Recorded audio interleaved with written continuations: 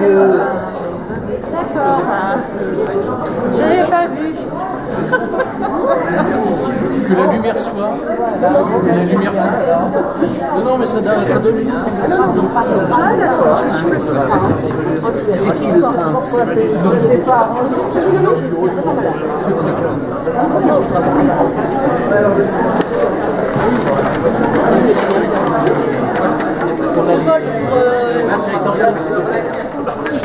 Tu l'as déjà, toi?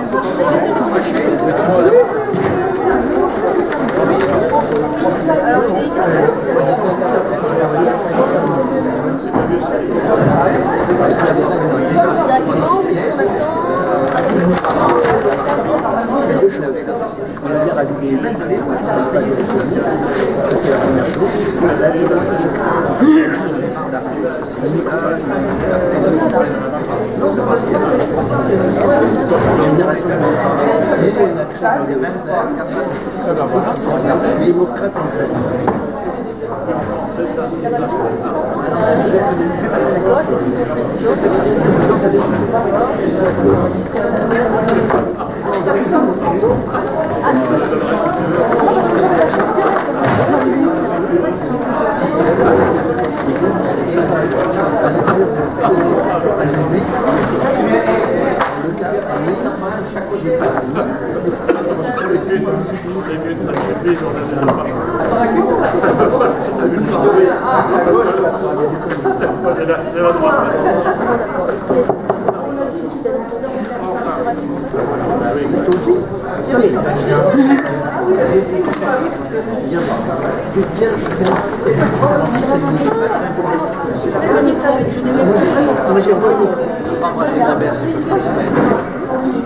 Tu viendras pour que vous ayez commencé.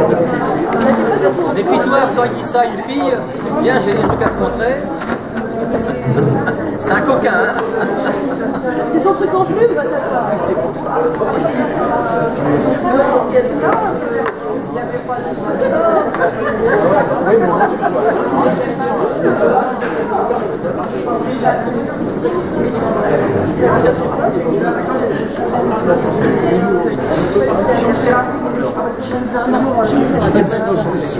Par exemple, c'est important, c'est jeune, si tu peux passer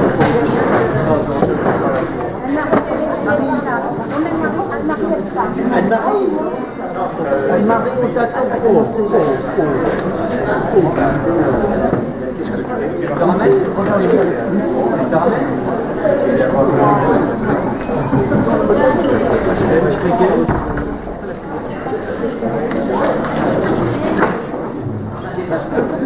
C'est un scoop.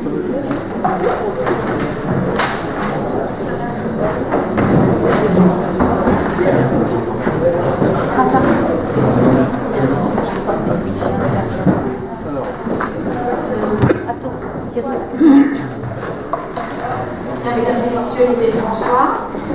Je suis très heureuse de vous accueillir dans cette nouvelle salle du Conseil. Je vous rappelle qu'à son docteur, nous inaugurons à bien aujourd'hui une salle qui a subi une réfection totale. Peinture, boiserie, mais aussi lumière, vidéo. On a remplacé les écrans par des vidéoprojecteurs, également le son. Donc la salle est maintenant mieux éclairée. Voilà, d'excellentes conditions pour travailler.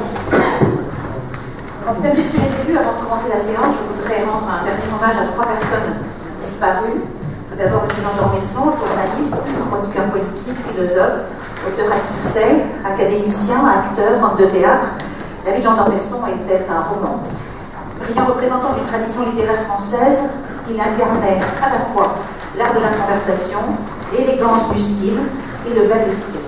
Aujourd'hui, Jean d'Ormesson n'est plus, mais demeure souvenir d'une âme joyeuse et généreuse, d'un esprit pétillant, d'une plume souple, toujours juste et pétrie d'espérance. Un souvenir que nous gardons précieusement ici à Puteaux après avoir inauguré la bibliothèque Jean d'Ormesson. Jean d'Ormesson était et demeurera un ami de Puteaux. Une classe de l'école Marie-Eugène Puteaux a été invitée par Héloïse d'Ormesson, sa fille, à participer aux obsèques de Jean d'Ormesson dans la cour d'honneur des Invalides. Je veux également avoir une pensée pour Johnny Hallyday, dont la disparition a ému la France entière. Son talent, sa voix puissante, son charisme fou et son énergie ont traversé les modes, les générations, tout en entretenant l'illusion qu'il possédait en lui une jeunesse indestructible. Sa figure fédératrice inspirait autant les couches populaires que la classe politique ou les intellectuels. Avec lui, s'en est allé un fragment de notre patrimoine culturel.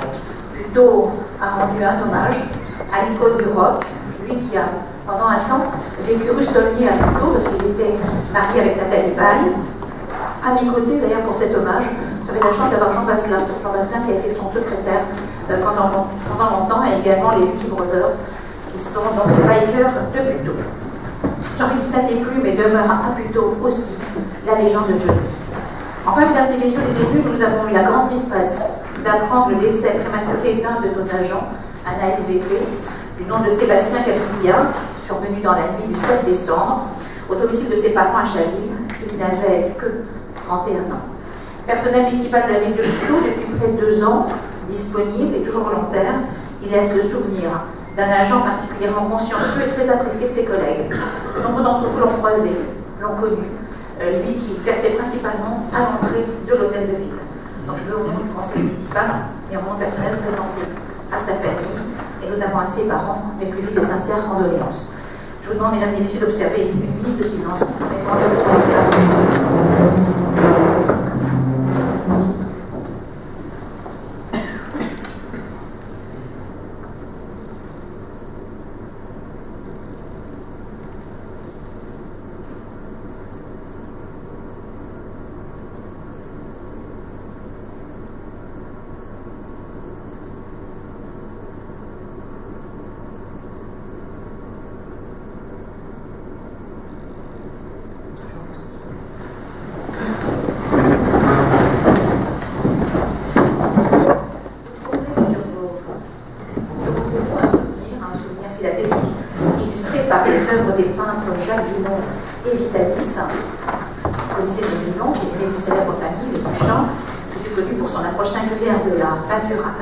Et qui sera l'origine du groupe de Puteaux autour de Camille Renaud.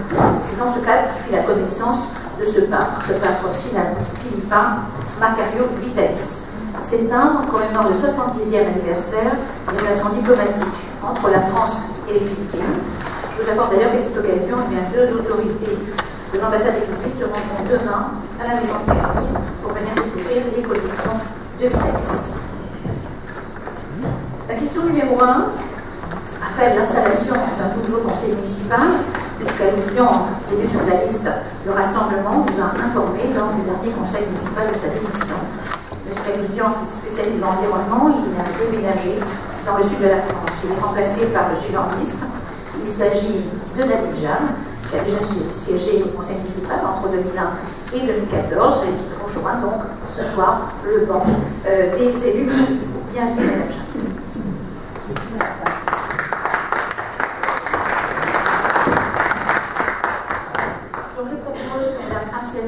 Comme à l'habitude, assure le secrétariat et procède à l'appel nominal. Donc je mets au voix cette désignation. Qui est contre? Qui s'abstient? Madame Amselem peut venir me rejoindre.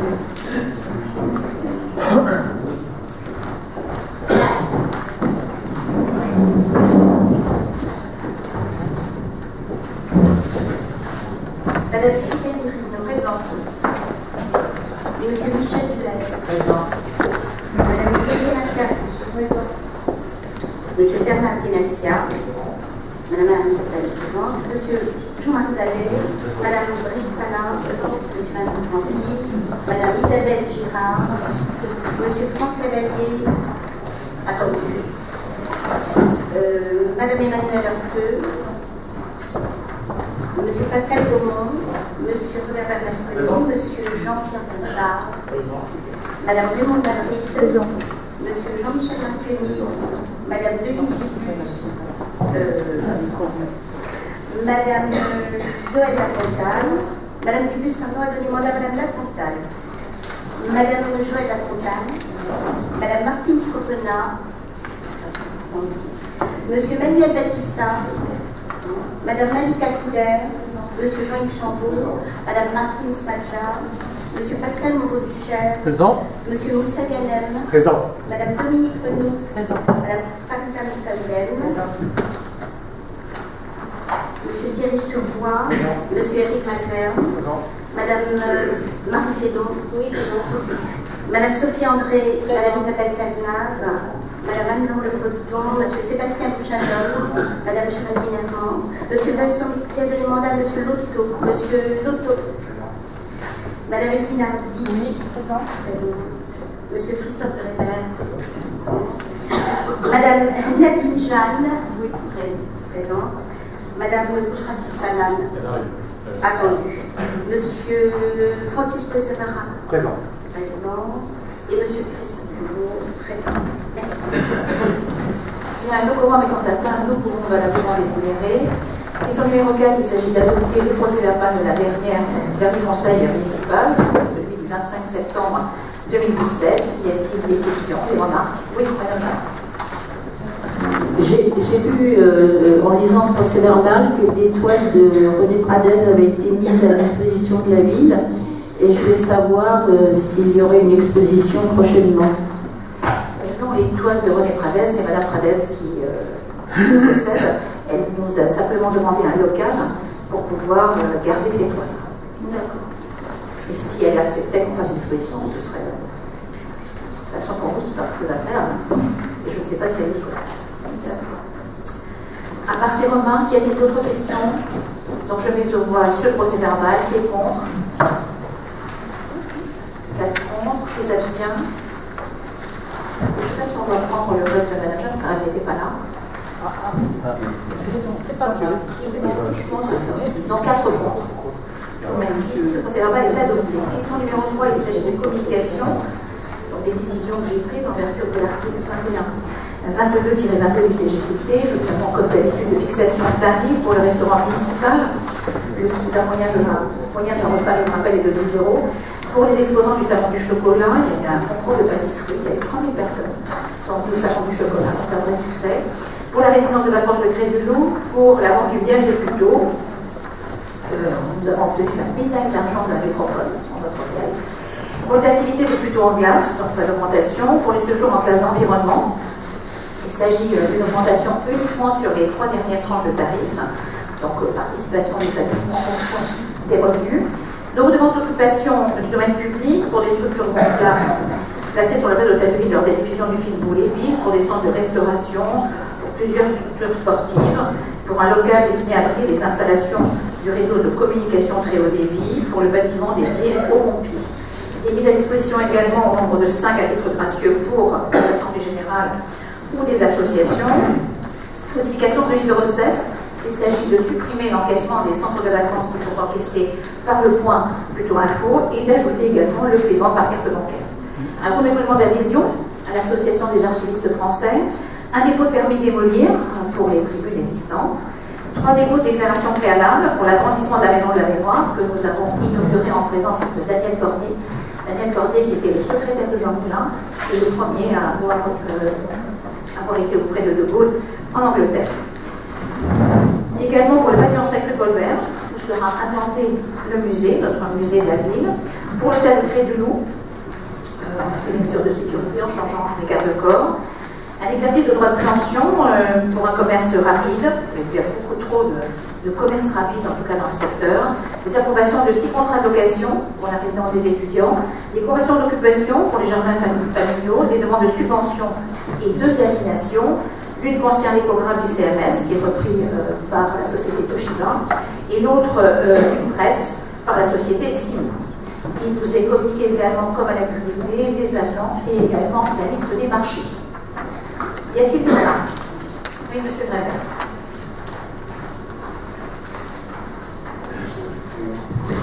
Alors effectivement, quelques remarques. Je ne ferai pas le tour de ce dossier communication qui est très important, qui regroupe beaucoup d'éléments. Je remarque dans ce dossier, et c'est malheureux que pour les marchés publics, vous n'indiquez plus les prix. C'est un élément d'information disponible dans ces dossiers qui n'apparaît plus, c'est dommage. J'ai 2 points.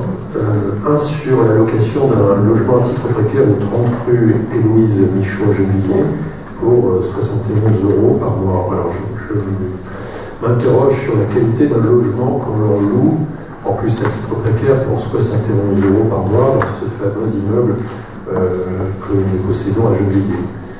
vous pourriez nous donner des explications à la fois sur ce montant et sur l'objet de ce bail à titre précaire d'1 an. Et puis, vous voulez répondre à cette question ou Oui. Alors, le deuxième sujet, c'est par rapport toujours dans ce dossier communication, le fait que nous louerons au ministère de l'Intérieur le commissariat de police. C'est-à-dire que les locaux du commissariat de police qui sont dans l'enceinte de l'hôtel de ville sont loués au ministère de l'Intérieur. J'en découvre le montant, je ne me rappelle plus de ce montant, qui est de 23 300 € par mois. Et en 2016, nous avions présenté un vœu pour suggérer à la ville de réhabiliter les locaux actuels du commissariat. Je ne sais pas si vous y êtes allé récemment, mais en tout cas, les locaux sont peu adaptés, sont dégradés, paraît-il, notamment les sanitaires sont particulièrement dégradés, donc ce qui est pas très agréable pour les gens qui y travaillent. Alors, considérant que nous faisons payer 280 000 € à la police pour qu'elle occupe ces locaux, au moins, il faudrait qu'ils soient en bon état. Donc voilà. Vous lisez bien le dossier, M. Rébert. En ce qui concerne les marchés, le montant forfaitaire, il est indiqué dans le dossier. C'est uniquement le montant unitaire qui n'est pas mentionné, que vous pouvez donc avoir au secrétariat général. Il n'y a aucun souci. Pardon ? Le montant forfaitaire, vous l'avez dans vos dossiers. Ce que vous n'avez pas, c'est le montant unitaire. Donc ce montant unitaire, vous pouvez l'avoir en allant au secrétariat général. En ce qui concerne Gennevilliers... Oui, vous l'avez. Vous avez par exemple un exemple, je prends la vidéo. Attendez, je prends. Mise en œuvre d'un système de sûreté par contrôle d'accès, vidéoprotection et détection. Vous avez le montant forfaitaire global de 307 135,10 €. Page numéro quoi? Quelle page Et vous l'avez pour tout, hein? Non, mais ça, c'est le procès verbal. Non, dans le tableau des marchés publics, c'est la question que vous m'avez posée. Page 36. On est page 36. Oui, ben vous avez chaque fois le montant forfaitaire est indiqué. Par exemple, nous avons observé sur la page 36, il y a plus parce que le marché est traité à prioritaire, normalement il y a pas. Non, il y a par exemple l'utilisation d'une machine à souder avec triage automatique pour l'imprimerie municipale. Bon, ben là, d'habitude, on avait pris, ça n'avait aucun montant. Pour les fournitures de végétaux, avant, on avait les montants, il y a 200 000 € d'achat de végétaux. Je pensais que c'était indiqué, donc je ferai en sorte que ça soit la super, aussi, parce que ce sont des éléments. Bien sûr, tout à fait. Non, je pensais qu'on avait mis le montant. Et sur le commissariat, alors, parce que je... Attendez, je reviens. Vous avez posé d'autres questions sur Gennevilliers et le montant du loyer de 71 €. Il s'agit d'aider un de nos agents qui est en difficulté, et par conséquent, nous mettons à sa disposition moyennant cette somme très basse, mais qui va permettre justement à cette personne de pouvoir un peu s'en sortir. En ce qui concerne... De nombreuses personnes habitent encore cet immeuble. Il y en a 3. Et il est en bon état cet immeuble parce que... Il est en état.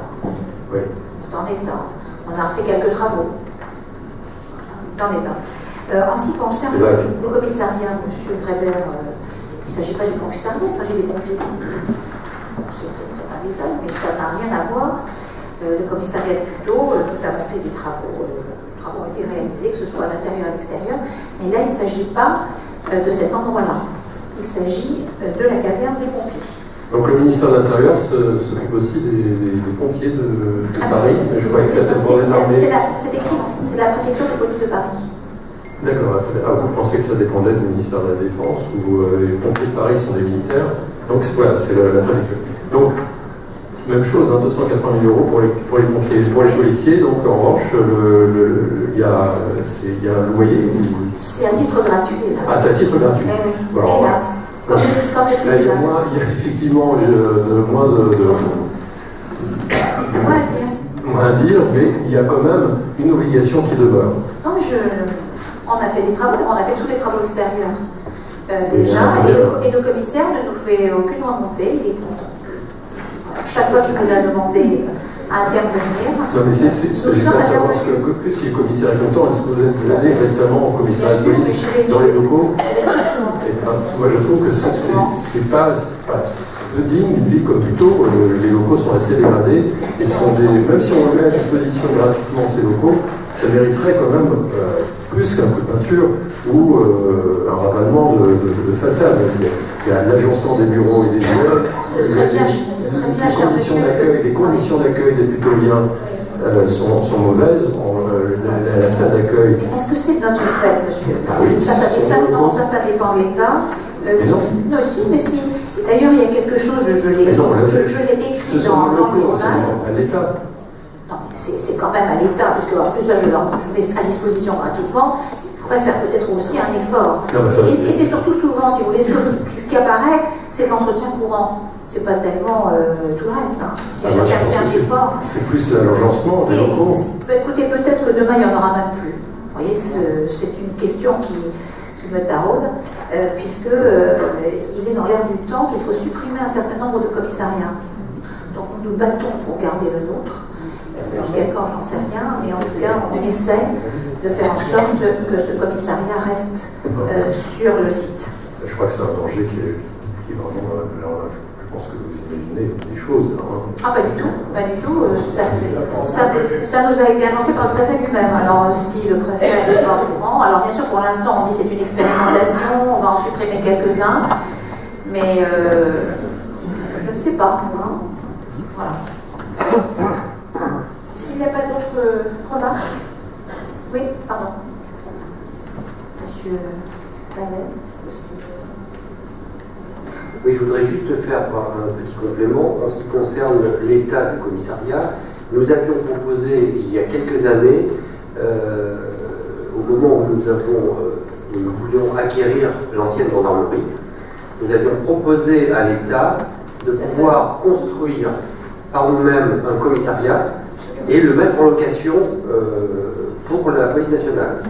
Compte tenu des fonds disponibles de l'État, cela a été refusé, donc nous ne pouvons que conserver notre commissariat dans les locaux existants.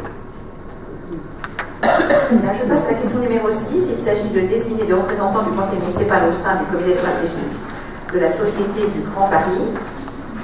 Donc, le préfet de Paris et d'Île-de-France doit procéder au renouvellement de la composition de ce comité avant le 31 décembre 2017. Par conséquent, il sollicite la ville pour désigner un représentant titulaire et un représentant suppléant. Donc moi je vous propose que l'on procède à main levée si vous le souhaitez. Est-ce qu'il y a quelqu'un dans cette assemblée? Oui. Oui, je vous démarre. Oui, pour notre groupe, on aura en titulaire moi-même, en suppléante, Madame Jeanne. Alors, M. Pozzevara et Madame Jeanne. Est-ce qu'on procède à main levée? Il suffit que vous savez qu'un nombre s'y oppose et on peut le faire. Est-ce que tout le monde est d'accord? Très bien, donc nous présentons comme candidat moi-même et M. Guénassian. Donc qui vote pour Joël Segadéreno et M. Guénassian? Je vous en remercie. Qui vote pour M. Pozzevara et Mme Jeanne? Bien, donc sont désignés comme titulaires et suppléants Mme Segadéreno et M. Guénassian. Question numéro 7. Il s'agit, suite au rattachement à Paul et après que nous ayons désigné, vous le savez, la dernière fois, les conseillers territoriaux et les personnalités qualifiées, la ville doit procéder à la désignation aujourd'hui de 2 membres représentant les associations. Donc, nous proposons 2 membres de l'association Solia, Solidarité pour l'Habitat. Il s'agit de Mme Martine Dupéret et de M. Maurice Bourgeat. Y a-t-il des remarques? On peut savoir de quelle association ils font partie? Pardon? On peut savoir de quelle association ils font partie? Solia. S-O-L-I-A. S-O-L-I-H-A. Solidarité pour l'habitat. C'est une association éolienne? Non. Où elle est? Basée où? Je ne sais pas où elle est située, mais c'est une association nationale. On pourra vous donner l'adresse. Oh, je peux vous en parler parce que je connais bien cette fédération. Donc cette fédération qui regroupe 140 associations, 2500 salariés et qui est spécialisée dans la réhabilitation et l'aménagement des logements pour les personnes en difficulté et de conditions modestes. Donc sur les volets personnes âgées, handicapées, familles en difficulté. Voilà. Et donc cette association qui serait membre de l'office est présente sur Paris, les Hauts-de-Seine et Val d'Oise. Très bien. Merci pour ces informations précieuses. Donc je vous propose également de procéder à main levée. Qui est contre? Qui s'abstient? Unanimité. Je vous en remercie. Question numéro 8. Il s'agit de l'autorisation de signer 2 conventions de prise en charge provisoire des compétences transférées à l'établissement public territorial à Paris-Ouest de la Défense. Vous savez que depuis la création du territoire, celui-ci exerce certaines compétences en lieu et place des communes, comme l'assainissement, comme l'eau, ou encore la gestion des déchets ménagers. Le développement économique ainsi que la compétence aménagement sont à présent transférés au territoire à compter du 1er janvier 2018. Donc, il s'agit de 2 compétences qui sont partagées par la métropole de Paris et soumises à la définition de l'intérêt métropolitain. La première convention que vous avez donc approuvée, elle est soumise à votre approbation, elle est purement technique et financière. Elle vise uniquement à permettre le traitement des dépenses et des recettes afin donc d'assurer une continuité du service au 1er janvier. Et la deuxième convention permet à la commune de continuer à piloter et conduire l'opération des quartiers des bergères compte tenu des particularités de la compétence relative à l'aménagement des ZAC. Y a-t-il des questions, des remarques? Oui, Madame Hardy. Oui, vous faites référence à une délibération du Conseil métropolitain qui doit se prononcer sur l'intérêt ou non de certaines zones, l'intérêt métropolitain ou pas, de certaines zones. Et comme ce Conseil s'est tenu le 8 décembre, on aurait bien aimé avoir le résultat de ce Conseil et savoir ce qui passait effectivement dans la compétence de l'EPT et de la MGP partagée ou de la MGP tout court, parce que les conventions sont totalement vides.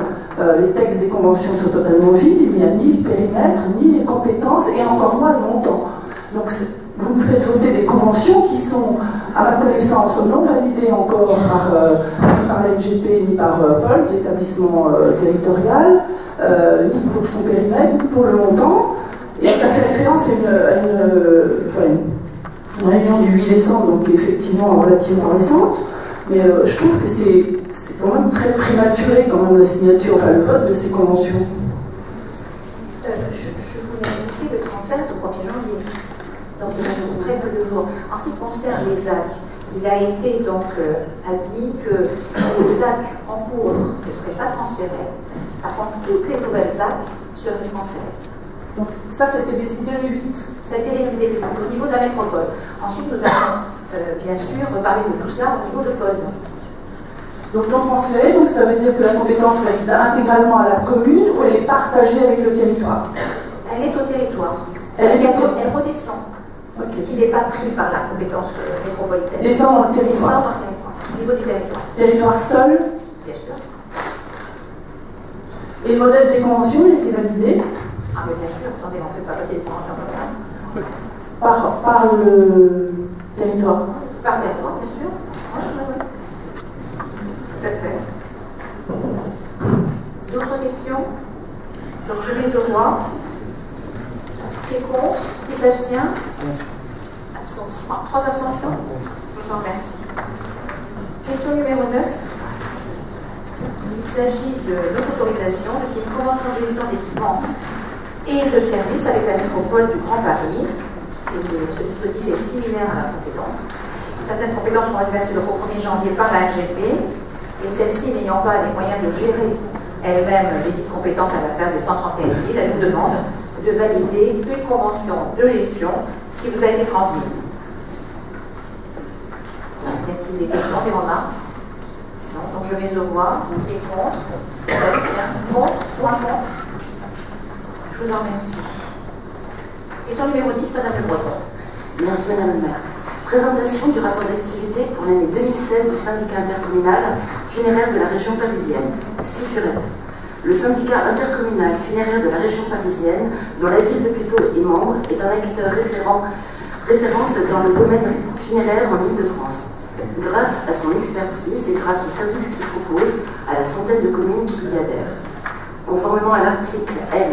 5211-39 du Code général des collectivités territoriales, le rapport d'activité du SIFUREP pour l'année 2016, comprenant le compte administratif, a été transmis à Madame le maire. Le dit rapport retrace les différentes actions mises en place par le syndicat afin d'offrir aux administrés un service public funéraire de qualité. Il Il est donc proposé au conseil municipal de prendre acte de la communication du rapport d'activité 2016 du CIFREP. Voilà, ce syndicat mixte a été créé en 1905 et il a pour mission de l'organiser, de gérer, de contrôler le service public funéraire pour les collectivités. Nous avons deux cimetières, le cimetière ancien, un véritable belvédère sur Paris, et puis le cimetière nouveau, qui est un cimetière, un éco-cimetière, une promenade naturelle. Donc on travaille sur deux sujets, Madame Le Breton qui a ça en charge, sur la récupération des eaux de pluie et également sur le compostage sur le lieu. Je vais vous donner quelques chiffres. Sur la part de crémation de cercueil entre 2003 et 2008, elle est de 72%. La part d'inhumation de cercueil en pleine terre de 65%. La part d'inhumation de cercueil en terrain commun est de 67%. Voilà, chemise au... Non, je ne sais pas pourquoi, c'est en pente. Y a-t-il des remarques? Non. Donc on passe au deuxième rapport, M. Ballet. Alors, il s'agit du rapport sur la délégation de service public de Fournières. Par délibération du 20 décembre 2013, le conseil municipal a désigné la société SNCDR comme attributaire de la délégation pour le service public de Fournières des véhicules automobiles pour une durée de 5 ans. Après un examen préalable de la commission consultative des services publics locaux, le rapport annuel doit être inscrit à l'ordre du jour de l'Assemblée délibérante qui en prend acte. Le 6 décembre dernier, la commission consultative a émis un avis favorable au rapport 2016 présenté par le délégataire. Il est donc proposé au conseil municipal de prendre acte de ce rapport annuel 2016 de la SNCDR. Voilà, y a-t-il des remarques, des questions? On prend acte également de ce rapport. M. Ganassia. Oui, Madame le maire, présentation du rapport 2016 portant sur l'exploitation de la délégation de service public des réseaux de chaleur et du froid du front de Seine. Par délibération 2787 du 28 juillet 2005, le conseil municipal a désigné la société Belkia France comme attributaire de la délégation portant service public des réseaux de chaleur et de froid du front de Seine. Le rapport annuel fait l'objet d'un examen préalable de la commission consultative des services publics locaux et est ensuite inscrit à l'ordre du jour de l'Assemblée délibérante qui en prend acte. Le délégataire précité a remis son rapport annuel qui a été présenté le 6 décembre 2017, laquelle a émis un avis favorable. Il est donc proposé au conseil municipal de prendre acte du rapport annuel pour l'année 2016 présenté par la société Belkia France. Oui. Madame Hardy. Je voudrais l'enregistrer depuis, je ne sais plus, 8 ans. 8 ans que je dis la même chose à chaque conseil sur ce rapport, où je dis pour M. Ganassia, c'est de pouvoir prendre note puisqu'il est notre représentant. J'aimerais bien que ce délégataire parle de son coefficient de disponibilité du service, du réseau de chauffe et surtout d'eau chaude qui continue à être coupé de temps en temps, je ne vais pas dire régulièrement, mais de temps en temps, et être coupé tous les étés pendant 8 jours. Ça ne bouge pas d'un poil, ce truc-là, ça fait... Et il n'y a jamais un indicateur de qualité de service, de disponibilité du service. Monsieur Ganassia, vous devriez quand même être sensible à ce point. C'est ce qu'on a demandé plusieurs fois, qui est sensible. Monsieur Ganassia, il a demandé plusieurs fois, justement à Belkia, qui nous a répondu toujours la même chose, c'est-à-dire qu'il faut 8 jours, comme ça se passe partout ailleurs en France. Et le taux de panne, c'est des pannes, hein. Oui, ah non, pas les pannes. Moi, je parle de l'arrêt une fois par an. Ça, c'est les maintenances programmées. Oui. Je ne peux pas faire mieux. Mais il y a des pannes. Donc la disponibilité du service, on peut aussi en parler. C'est ce qu'il relève à chaque réunion. Les pannes sont les pannes. Autre chose aussi, c'est sur la loi sur la transition énergétique. Elle pose l'obligation de réaliser un schéma directeur. Et ce schéma directeur, on le proposera en 2018 pour les réseaux existants. Mais on reprend note, hein, on le répète. Ça me rassure. Oui, non, mais parce que ça ne dépend pas de nous. Non, mais on a à voir. Chaque fois, M. Ganassia, chaque fois, on reparle. Et puis nous avons toujours la même réponse. Et on vous entend. Merci. On le redira encore, Bernard Pugliese. Donc on pense à Mme Marquis à ce moment-là. Ben voilà. Comment? Non, mais si on peut effectivement faire en sorte qu'il n'y ait pas de panne. Sur les 10 jours, il devrait expliquer à la auditrice qu'il ne peut pas faire autrement sur l'arrêt. Question numéro 13, Madame Marquis. Présentation d'un rapport 2016 portant sur l'exploitation des délégations du service public des crèches, les Trois Ours, les Roses, l'Oasis et les Fées sur le territoire de la ville de Puteaux. Par délibération numéro 37 du 9 juillet 2015,